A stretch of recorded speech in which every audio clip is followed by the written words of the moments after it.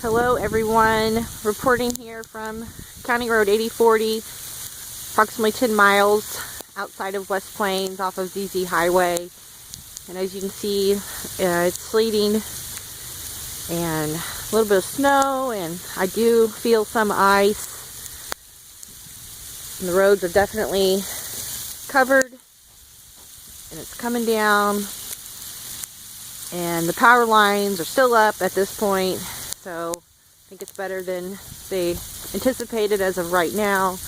There is some ice on things, but be safe out there, people.